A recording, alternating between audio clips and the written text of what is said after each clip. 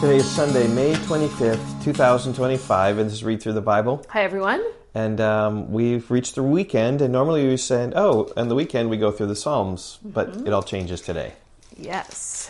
Because if you look, we read Psalm 41 yesterday for Saturday, and at the end of Psalm 41, between Psalm 41 and 42, there's this word that says Book 2.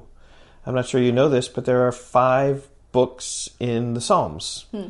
And so in order to emphasize that, we've decided we're going to read through one of the book of the Psalms, and then we're going to break and we're going to read some in Proverbs. On the weekends. And then we're going to go back and read book 2 of the Psalms, and then we go to Proverbs. So on the weekends, it's not just the Psalms, it's Psalms and Proverbs. Right. So we're just trying to vary things up. And we're also doing that on the weekdays. So just to review what we've done this year, we've done Genesis, Exodus. That's the Old Testament. Then we jump to the New Testament. In the New Testament. Then Leviticus, Numbers. In the Old Testament. And we're about to go to Mark. Yep.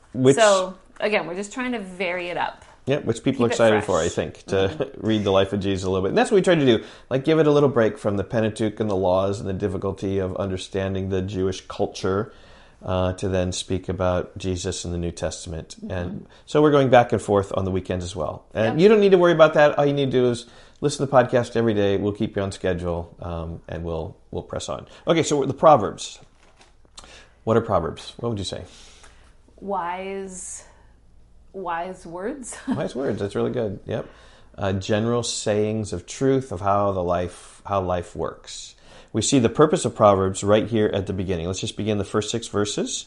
We'll talk about that, and we'll talk about verse 7, which is kind of the key, and then we'll go on. And by the way, today is chapter 1, verses 1 through 19. Yep. Okay, Proverbs 1:1. The Proverbs of Solomon, the son of David, the king of Israel. And just as David wrote many of the Psalms, Solomon wrote many of the Proverbs. And here it is. To know wisdom and instruction, to understand words of insight, to receive instruction in wise dealing, in righteousness, justice, and equity, to give prudence to the simple, knowledge and discretion to the youth. Let the wise hear and increase in learning, and the one who understands obtain guidance. To understand a proverb and a saying, the words of the wise, and their riddles. It's really difficult to understand, but basically Proverbs are given to know wisdom and instruction. Right. Verse 7, the fear of the Lord is the beginning of knowledge. Fools despise wisdom and instruction. And so there's the key. If you want to understand the Proverbs, it begins with the fear of the Lord. Right.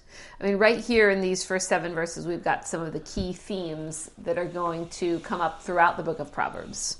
So wisdom and instruction, righteousness, justice, prudence, all of those come up a lot. And then the fear of the Lord comes up quite a bit. And then also just defining and describing fools. Yeah. There's a big contrast in Proverbs between the fools and the wise. Yes. And and that's typical of Hebrew poetry to have contrasts like that. Yep. So. And here's the first thing about wisdom is to not be enticed by sinners. Hear, my son, your father's instruction, and forsake not your mother's teaching, for they are a graceful garland for your head and pendants for your neck. My son, if sinners entice you, do not consent. I remember teaching that to our children. If sinners entice you, do not consent. We're teaching them about this. You remember that story? And we tried to entice them with a cookie. And our children, when they were young, just went right after the cookie. Like, no, that's the whole point. Don't, no. We want to pretend like I'm a sinner and I'm giving you something that's really enticing and we turn it down.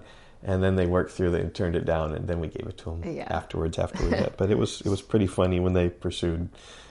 Our teaching moment didn't quite work so well. Okay, so here's sinners enticing, and this is really helpful just to realize that there are sinners out there going to entice you to evil, and one of the beginnings of wisdom is just don't do that. And to learn self-restraint and self-control. And don't be involved with this.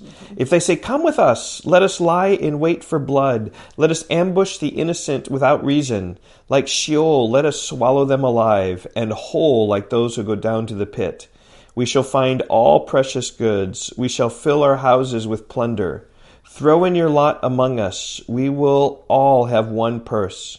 My son, do not walk in the way with them. Hold back your foot from their paths.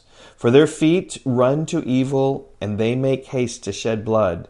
For in vain is a net spread in the sight of any bird. But these men lie in wait for their own blood. They set an ambush for their own lives. Such are the ways of everyone who is greedy for unjust gain. It takes away the life of its possessors. I love the way that Solomon argues here. If sinners entice you, do not consent, because they're laying their own trap. So he's saying this is good for you not to go the way of sinful people, because they are going to be entrapped in their sin. Their end is destruction. Yeah. And so that's sort of, the first 9 chapters of Proverbs are very, they connect together. In chapter 10, we'll see how a lot of the Proverbs are disconnected, but this kind of tells a story, and it'll be pleasant for us to read through. Yeah. All right. We will see you tomorrow. Bye-bye. Okay, goodbye.